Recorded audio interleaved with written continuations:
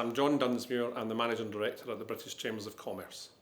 Chambers of Commerce are there to support business, whether they're members or lower a membership organisation. Chambers are there to help the wider business community. The trend in this country now altogether is far more movement towards the SME community. A lot of people just don't realise that there's only 6,000 businesses in this country now that employ more than 250 people. That means that out of the 4.7 million businesses in the UK, the vast majority of those are SMEs. And those SMEs have different wants and needs than a lot of the larger organisations. We think that it's vitally important that those SMEs compete, not only amongst their own peer group, but also against some of those larger organisations. And we really have to get up to speed on the technology side of things. We know that, sort of within the United Kingdom, we are behind where a lot of our European sort of countries and also on a worldwide basis, and we really need to do a lot more about it. How do you help those businesses that are there, that want to succeed and that move on and that can do things? And if we don't, then this country, sadly, will move further down the overall economic scale, and we'll be the third world kind of country in the future rather than sort of a leading nation in the future. We are now a global marketplace. It doesn't matter whether you're two people in a business. If you have a web presence, then anybody externally looking at you doesn't care whether it's 2 people or 200 or 2,000. All they want to know is that the ability and the capability is there to service their wants and needs. And if we're going to compete, then any business has to have that infrastructure available. It has to have that kind of support, and it needs the technology to help it compete.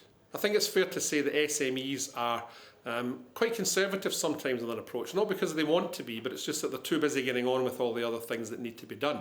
It's the old cliche, you don't always know what you don't know, and it's how do we try and get that information across to people and how beneficial it can be for them that we think is important. That's why we work a lot with organisations like BT and others about getting those messages out there and making the solutions become a reality for business.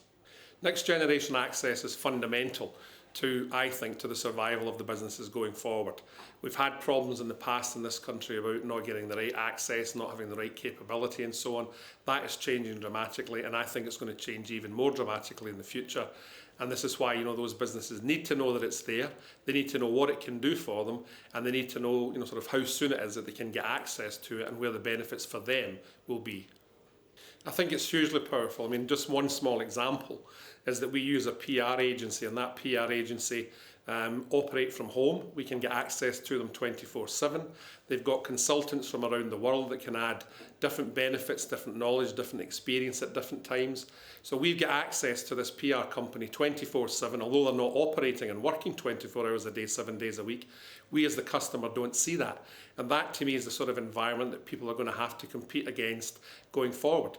You're tapping into knowledge and ability and experience. It doesn't matter about time zones. You can do all of that, and that information is there for you whenever you come in the morning, your time, and it's been handled by somebody else around the world overnight. I think the exciting thing about NGA is that it gives businesses a scalable opportunity to plan for the future and to organise what they want to do. You might not need it all today, but it's there. And I think that's a very encouraging thing. You're not having to worry about where's the technology going to be next year, 5 years from now. We're taking a quantum leap, if you like, in that area. How do we try and capitalise on that, maximise it now for what it's worth, but the ability is there further down the line if you need it then and when you need it.